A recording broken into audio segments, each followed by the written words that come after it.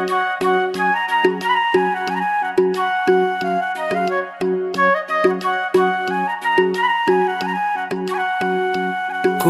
मन्नत मांगे, कोई माला फेरे, शीश नवाए फिरता कोई डेरे डेरे।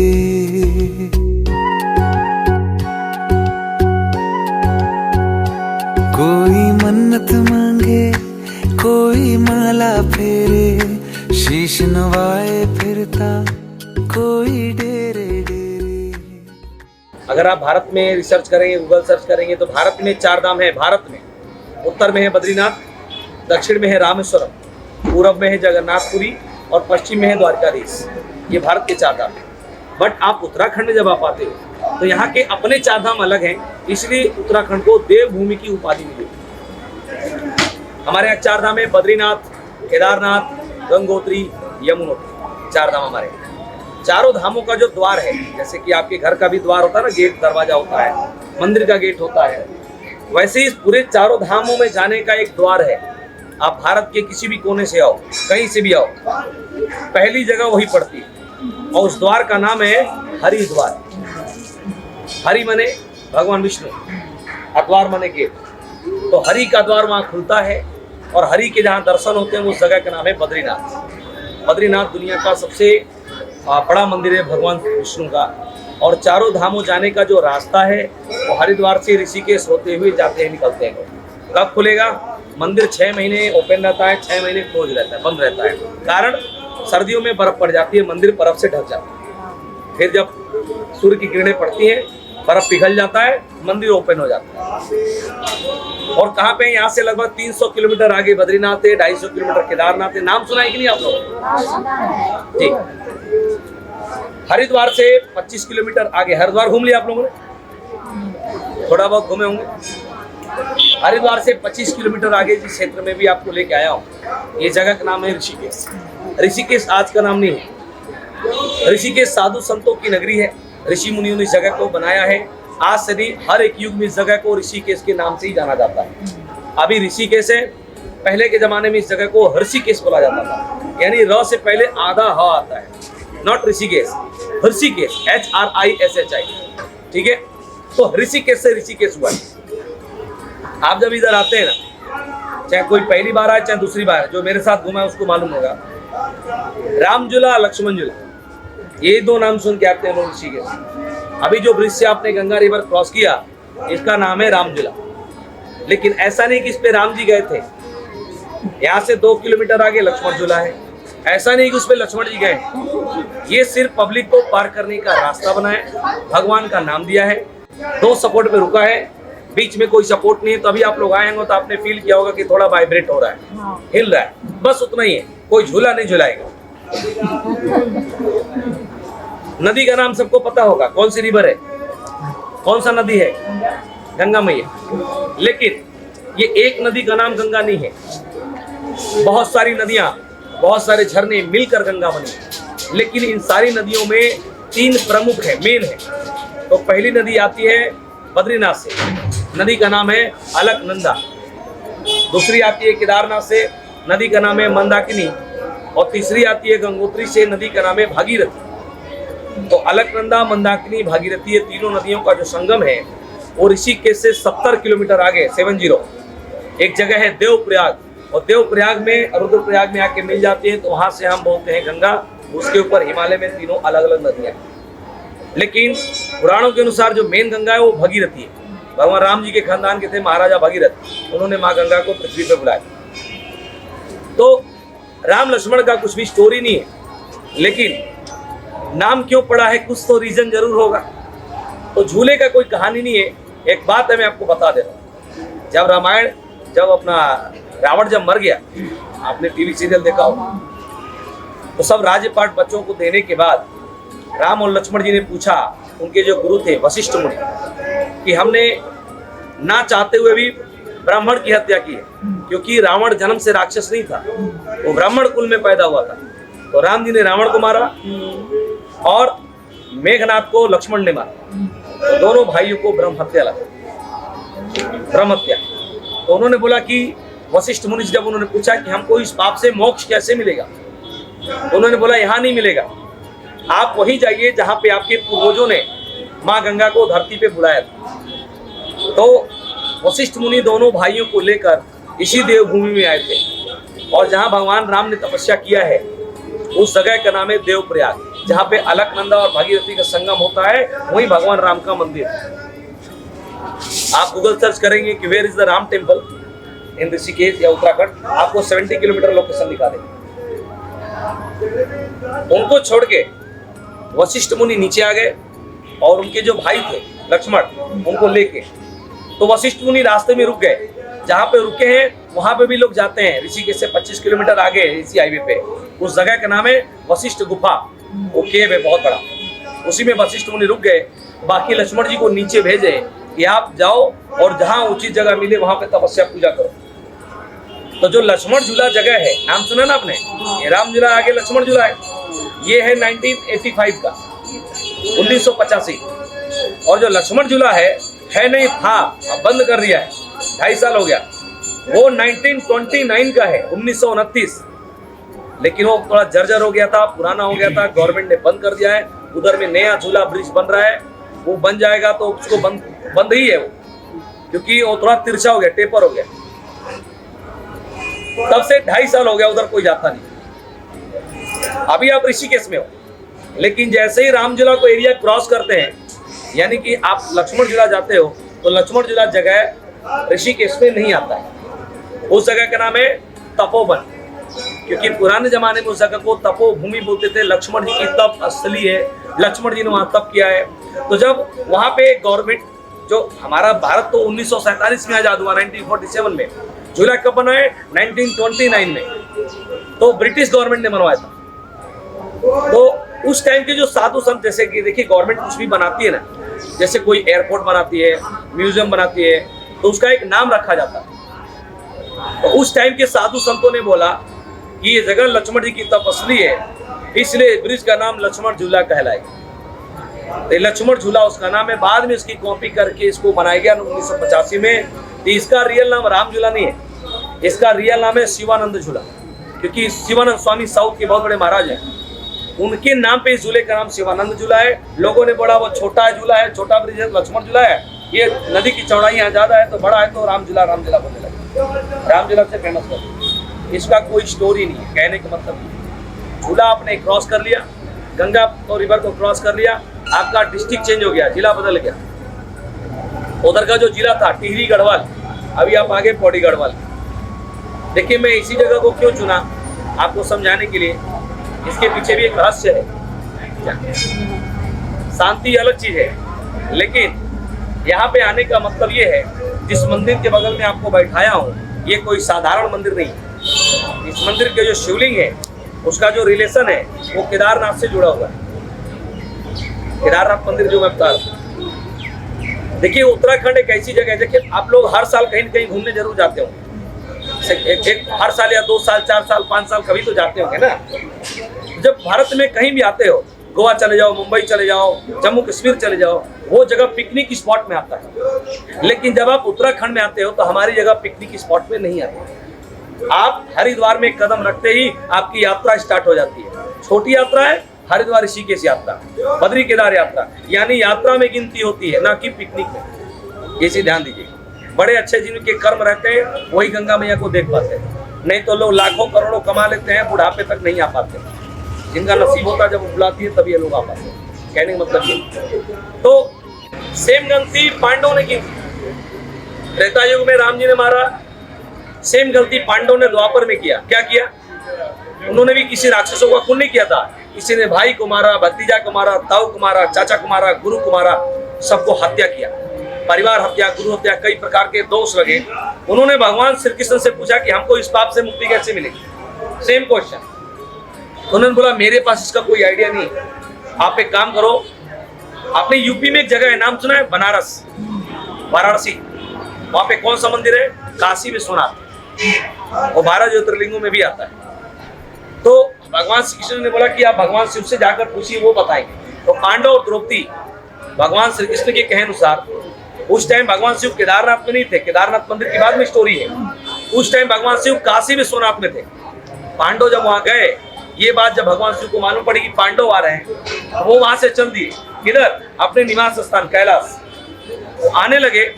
भगवान इतनी आसानी से नहीं मिलते, इतना पहाड़ों में जाके बैठे हैं ना दूर दूर। ऋषिकेश तो मामला ठीक रहता है, लेकिन अगर कोई बद्री केदार जाता है ना जब ऊपर, तो जान हथेली में लेकर जाता है, क्योंकि कब लैंडस्लाइड हो जाए, कब बस खाई में गिर जाए, किसी को नहीं। किसी को बोलते हैं यात्रा, मतलब जा रहे हैं यात्रा, जब तक आते नहीं उम्मीद नहीं रहती। ठीक है, तो पांडव भगवान शिव का पीछा करते समय हरिद्वार, ऋषिकेश, देवप्रयाग, रुद्रप्रयाग, गुप्त काशी, गुप्त काशी के बाद केदारनाथ मंदिर, जहाँ मंदिर है अभी, वहां जाके पांडव को भगवान शिव ने दर्शन दिया। इतना परीक्षा लेने के बाद, नदी नाले पहाड़ चलते समय, और वहां भी उन्होंने परीक्षा लिया।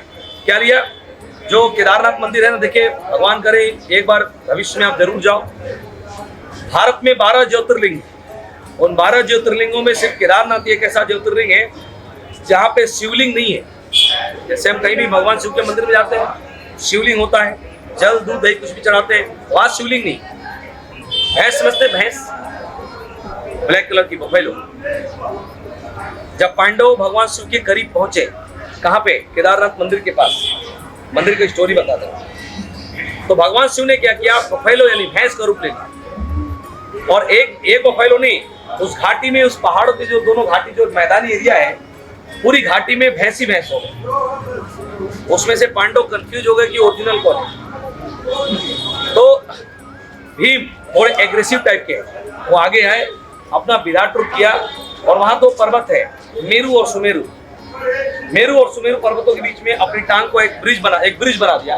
बाकी ये जो 4 भाई थे, अर्जुन, नकुल, सहदेव और युधिष्ठिर, उनको बोला कि लास्ट में जाओ और इनकी जो संख्या है, मतलब भैंसों को दौड़ाना स्टार्ट करो। तो जब सभी भैंस भागे तो उनकी टांग से नीचे से निकले, किसके? भीम के। क्योंकि भीम को मालूम था अगर भगवान होंगे तो भगवान कभी पांव के नीचे से नहीं जा सकते। तो उन्होंने क्या किया?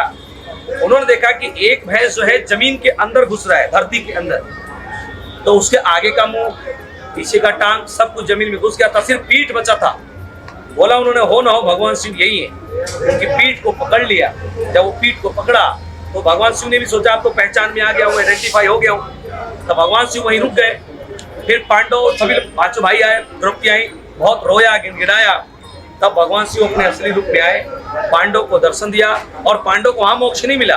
पांडव को उन्होंने मोक्ष का मार्ग बताया कि आप कैसे जाओगे तो आपको मोक्ष की प्राप्ति मिलेगी। और फिर उसी भैंस की पीठ के रूप में वहीं विराजमान हो गए, जिसको केदारनाथ बोलते हैं। इसलिए मैंने आपको बोला वहां शिवलिंग नहीं है, वहां ब्लैक कलर का एक भैंस की पीठ की रॉक है, बहुत बड़ा चट्टान है। वहां पे जल दूध दही नहीं चढ़ाते हैं, वहां पे घी का लेप लगाते हैं, घी लगाते हैं। वहां भगवान शिव को घी पसंद है। अगर इन फ्यूचर जाते हो तो जल लेके मत जाना, घी लेके जाना। कहने मतलब ये। अब यहाँ की बात, पांडव इधर से गए थे। होते हैं कि जाते समय, इस मंदिर का ऐसा लोग बताते हैं, जाते समय पांडव ऋषिकेश से होते हुए गए। तो उस टाइम के जो साधु संत रहे होंगे, उनसे उन्होंने पूछा कि आप लोगों ने भगवान शिव को देखा क्या?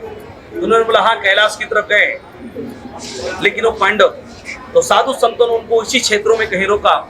बोला हमको, हमारे घर को भोजन ग्रहण करो, रात को अगली सुबह जाना। यहाँ का जो वातावरण था साधु संतों का था। तो पांडव को यहाँ पे अनुभूति हुई कि हम कहीं स्वर्ग में हैं। आज का नाम है, इस जगह का नाम है, झूला पार किया आपने। ये ऋषिकेश में तो जगह आता है, लेकिन जब गंगा पार कर लेते हैं तो ये जगह का नाम है स्वर्ग आश्रम। जब नाम को अदा करेंगे ना, स्वर्ग का आश्रम, यानी किसी जमाने में ये जगह स्वर्ग का आश्रम हुआ करता था, इसीलिए बोलते हैं स्वर्ग आश्रम। तो आई थिंक पांडव को यहाँ पे बोलते हैं कि यहाँ पे स्वर्ग की अनुभूति हुई, उन्होंने एक नाम दिया स्वर्ग आश्रम, जो नाम अभी भी चल रहा है। बाद में पीढ़ी दर पीढ़ी लोगों ने इसको फेमस किया है। पांडव जब अगली सुबह जाने लगे यहाँ से, तो जाने से पहले आप ही होटल से जब निकले होंगे, नहा धो के निकले होंगे, जा रहे हैं दर्शन करने। पांडव भी जब यहाँ से अगले दिन जाने लगे, तो जाने से पहले गंगा स्नान करने गए। स्नान करते समय आपने एक स्टोन का नाम सुना है? शालिग्राम, ब्लैक कलर का स्टोन होता है। तो 6 से 7 इंच तक का शिवलिंग उसका आज तक मिला, उससे बड़ा नहीं मिला। बोलते हैं कि पांडव वो लगभग जो युधिष्ठिर थे, उनको उस दौरान 1 फीट से ऊपर 1.25 फीट तक का शालिग्राम शिवलिंग इतना बड़ा गंगा स्नान करते समय मिला, जिसको वहां से उन्होंने निकाला है जिसके अंदर स्थापना किए, पूजा पाठ किया और नाम दिया रामेश्वर महादेव। ये भारत का सेकंड रामेश्वर मंदिर के रूप में भी जाना जाता है। पहला रामेश्वरम साउथ में, तमिलनाडु में। तो ये जो मंदिर बना है, जो ढांचा है, इसकी बात नहीं कर रहा हूँ। अंदर जो शिवलिंग है वो बहुत ही पौराणिक के प्राचीन है। ठीक है, तो मैं आपको 3 जगह दिखाऊंगा।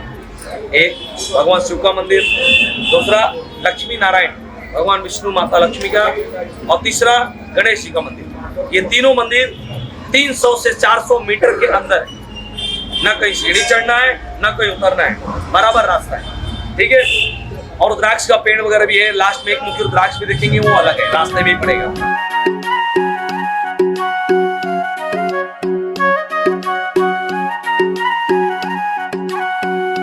कोई मन्नत मांगे, कोई माला फेरे, शीश नवाए फिरता कोई डेरे डेरे।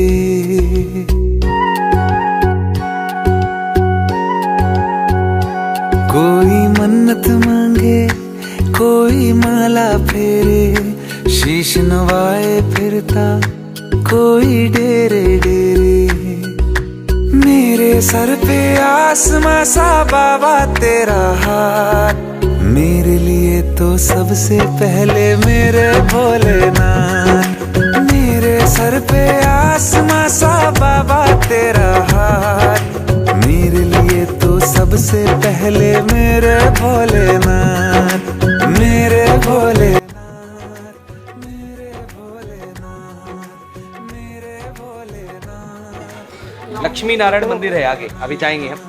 मंदिर से पहले जहाँ पे अभी आपको मैं खड़ा किया हूँ, ये जगह पे रुद्राक्ष का पेड़ है। रुद्राक्ष, ये रुद्राक्ष का पेड़ है, ये वाला और ये वाला। थोड़ा सा आप लोग इधर आएंगे ना, तो आपको फल भी दिखेंगे, फ्रूट भी दिखेंगे। ये राउंड राउंड लगे, ये थोड़े बहुत बचे हैं क्योंकि सीजन अभी जा रहा है।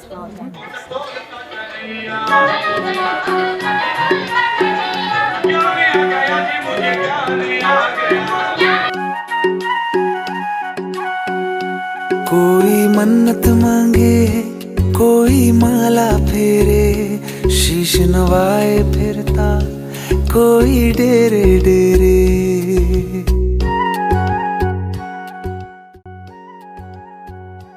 कोई मन्नत मांगे, कोई वो बह गई, नई मूर्ति लगाई गई। और सोचिए कि जो मूर्ति का जो गर्दन है उसके लेवल तक गंगा जी का पानी था, तो उसको पानी कहाँ तक पहुंचा? यहाँ तक पानी था, पूरा सब घाट वाट सब डूब गए थे। 2013 जब आपदा आई थी, जब केदारनाथ में हादसा हुआ, तब की बात कर रहा हूँ। तो ये गंगा आरती की जगह है। जैसे हरिद्वार है, हर की पैड़ी है ना, हर की पैड़ी जहाँ गंगा आरती करते हैं, तो हरिद्वार में हर की पैड़ी फेमस है। इसी प्रकार ऋषिकेश में आप आता है, कोई वीआईपी कोई आता है, वो यहाँ आरती करता है। यहाँ इस जगह का नाम है परमार्थ निकेतन। ठीक है, तो आपको यहाँ पे आपको 5 मिनट टाइम दिया जाता है, 5 से 4 मिनट, जिसको फोटोग्राफी करनी है भी जा सकते हैं। और वहाँ हनुमान जी का बहुत बड़ा मूर्ति है।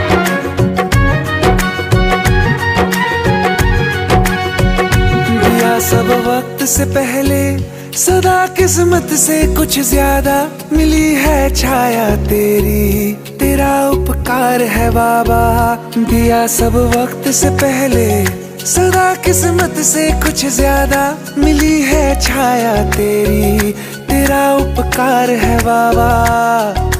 तेरे सर पे झुकते हैं बस किस्मत वाले माथ, मेरे लिए तो सबसे पहले मेरे भोलेनाथ। मेरे सर पे आसमां सा बाबा तेरा हाथ, मेरे लिए तो सबसे पहले मेरे भोलेनाथ, मेरे भोलेनाथ, मेरे भोलेनाथ, मेरे भोलेनाथ, मेरे भोलेनाथ।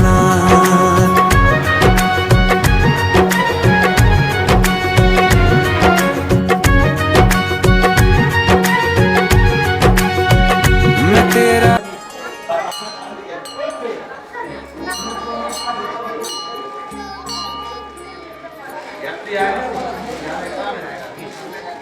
लेकिन लगभग 20-25 साल पहले यहाँ मंदिर नहीं था। मंदिर बनने का एक रीजन है, जहाँ पे अभी आप लोग बैठे हो, ये बगल में संस्कृत महाविद्यालय है। जैसे आपने पूछा था ना जगह क्या है, मैंने बहुत सारी चीजें बताया, गंगा आरती का जगह है, महाराज जी की जगह योगा होता है, लेकिन वीआईपी भी वीआईपी लोगों के लिए है। संस्कृत महाविद्यालय भी है। जब ये बिल्डिंग बनाई गई थी तो इस पेड़ बहुत ज्यादा एरिया में था, इसको काट छाट के और बराबर किया गया, छोटा छोटा के, लगभग 100 साल के ऊपर का है पेड़। ये पीपल का पेड़, पीपल समझते ना, इस पेड़ में नेचुरल गणेश जी, गणपति का, जैसे गणेश जी का मुंह हाथी का मुंह है ना, हाथी का पेड़। स्फटिक हमारे यहाँ का सबसे फेमस चीज, अगर नाम सुना है कभी आपने, स्फटिक क्या होता है? ये सुनने में आपको इंग्लिश वर्ड लगेगा, है नहीं, ये संस्कृत वर्ड है स्फटिक। आपने रामेश्वरम में जो शिवलिंग है, हम उसको बोलते हैं कि स्फटिक शिला बैठे हो दो भाई। रामचंद्र जी ने वहां पे स्फटिक शिवलिंग की स्थापना की, वो पौराणिक है। दूसरा शिवलिंग स्फटिक का है जम्मू में, रघुनाथ मंदिर, हमारे कमर के हाइट तक शिवलिंग है, पूरा ट्रांसपेरेंट है। ये तो हो गई पुरानी बात। कलयुग में उसकी खोज की थी, कोई साधारण इंसान नहीं थे वो, उनका नाम था आदि गुरु शंकराचार्य। शंकराचार्य ने ही उसकी खोज की, स्फटिक के फाउंडर वही। बोलते हैं कि जब वो आदि गुरु शंकराचार्य, नाम सुने कि नहीं आप, शंकराचार्य ने ही सनातन धर्म को बचाने के लिए बहुत बड़ा योगदान रहा है, और भारत में उन्होंने 12 ज्योतिर्लिंगों की स्थापना की है। लास्ट ज्योतिर्लिंग है केदारनाथ, और केदारनाथ से जब वो बद्रीनाथ पहुंचे, बद्रीनाथ भगवान की मूर्ति भी उन्हीं के द्वारा स्थापित की गई है। उसके बाद 50 किलोमीटर पीछे आकर उन्होंने समाधि ले लिया जोशीमठ। तो उन्होंने स्फटिक को पाया था सबसे पहले। उसके ऊपर उन्होंने क्या बनाया, आप लोग श्री यंत्र समझते हैं, लक्ष्मी यंत्र, वो तांबे के प्लेट पे होता है, चांदी के प्लेट पे, जो दिवाली में लोग घरों में खरीद के रखते हैं, वो मेटल पे होता है, प्रिंटेड होता है। उसी चीज को आदि गुरु शंकराचार्य ने स्फटिक के ऊपर बनाया। यानी कि स्फटिक को इंग्लिश में आप लोग बोलते हो क्रिस्टल, बट वो क्रिस्टल नहीं है, उसका रियल नाम है quartz crystal, quartz rock crystal. Himalaya में कंटिन्यू बर्फ पड़ती है, ये भी इधर गर्मी है, लेकिन अगर आप बद्री केदार अभी जाएंगे ना, तो वहां का टेम्परेचर -5 डिग्री होगा रात में। यानी कि गर्मियों में भी वहां बर्फ पड़ती है, ग्लेशियर स्टार्ट हो जाता है उधर पे। तो ऊपर का जो बर्फ है, आइस है, वो सूर्य की किरणें जब पड़ती हैं बर्फ पे तो पिघल के पानी बन जाता है, वही अलकनंदा, भागीरथी, मंदाकिनी बन के आ रही। लेकिन जो बर्फ 1000-2000 फीट नीचे जो दबा हुआ है, जिसको हवा पानी नहीं लगता है, और कई सौ वर्षों जब पुराना हो जाता है, वो पृथ्वी की हीट होने के कारण स्टोन्स में कन्वर्ट हो जाता है। यानी जो बर्फ है पत्थर के रूप में बदल जाता है, जिसको स्फटिक बोला जाता है। हमारे यहाँ बहुत निकलता है, तो उसका बनता है श्रीयंत्र, जिसको सबसे पहले बनाने वाले थे आदि गुरु शंकराचार्य। बाद में पीढ़ी दर पीढ़ी लोगों ने इसको जाना पहचाना और बनाने लगे। उसको क्यों ले जाते हैं घर में, जो प्रिंटेड होता है तांबे पे, प्लेट पे, चांदी पे, वो सिर्फ पूजा पर्पज के लिए। मैं अपनी बात को एक मिनट रोक रहा हूँ। आपने किसी को देखा अंगूठी पहनते हुए? पन्ना, पुखराज, नीलम, 9 प्लैनेट्स के लिए लोग अंगूठियां पहनते, क्यों पहनते हैं? क्योंकि पत्थरों में एनर्जी निकलती है। आपका कोई ग्रह खराब है, आप उस ग्रह का पत्थर पहनते हो, क्योंकि पत्थरों में एनर्जी निकलती है, आपके ग्रह दोष को खत्म करता है। स्फटिक में बहुत ज्यादा एनर्जी निकलती है, लेकिन उसका अंगूठी नहीं बनता। उसका बनता है 2 चीज। पहला है श्री यंत्र। श्री का मतलब होता है लक्ष्मी, और यंत्र मतलब होता है उसका अपार्टमेंट, घर, यानी कि लक्ष्मी का घर। और उसको घर में रखते हैं पूजा स्थान पे, या तो आपका बिजनेस व्यापार है, कहीं भी आप उसको, मतलब पूजा प्लेस ही होना चाहिए।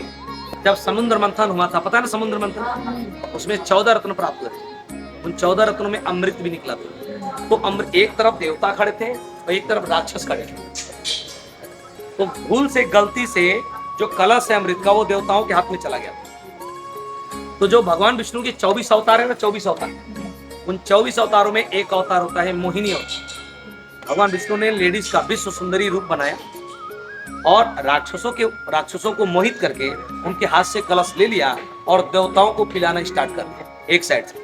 जब पिला रहे थे तो एक राक्षस देवता का रूप लेके उसी लाइन में आके खड़ा हुआ लास्ट में, तो उसको भी दे दिया भगवान विष्णु ने। जैसे उसने पिया, पीने के बाद अभी इधर ही तक पहुंचा था, तब तक भगवान विष्णु ने पहचान लिया, कह रहे ये पी लेगा तो ये भी अमर हो जाएगा देवताओं को। उन्होंने सुदर्शन चक्र निकाला, उसका गला काटा। जो देखो मर तो गया, लेकिन पी लिया था ना हलक तक, तो जो गला है ऊपर का वो कहलाता है राहु, और नीचे का धड़ कहलाता है केतु। इनकी भी पूजा होने लगी 9 ग्रहों में। तो जब से उन्होंने ऐसा पी लिया, थोड़ा गलत की पिया तो उनकी गिनती देवताओं में होने लगी। ये राहु केतु की स्टोरी, ठीक है। आइए। कोई मन्नत मांगे, कोई माला फेरे, शीश नवाए फिरता कोई डेरे डेरे।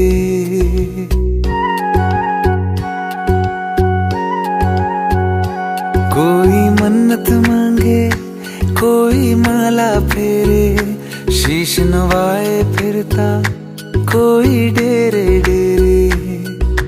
मेरे सर पे आसमां सा बाबा तेरा हाथ, मेरे लिए तो सबसे पहले मेरे भोलेनाथ। मेरे सर पे आसमां सा बाबा तेरा हाथ, मेरे लिए तो सबसे पहले मेरे भोलेनाथ। मेरे भोलेनाथ, मेरे भोलेनाथ, मेरे भोलेनाथ, मेरे भोलेनाथ।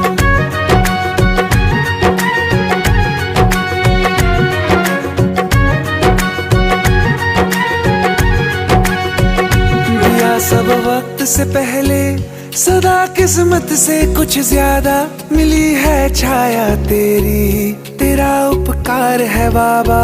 दिया सब वक्त से पहले सदा किस्मत से कुछ ज्यादा, मिली है छाया तेरी, तेरा उपकार है बाबा। तेरे सर पे झुकते हैं बस किस्मत वाले माथ, मेरे लिए तो सबसे पहले मेरे भोलेनाथ। मेरे सर पे आसमां सा बाबा तेरा हाथ, मेरे लिए तो सबसे पहले मेरे भोलेनाथ। मेरे भोले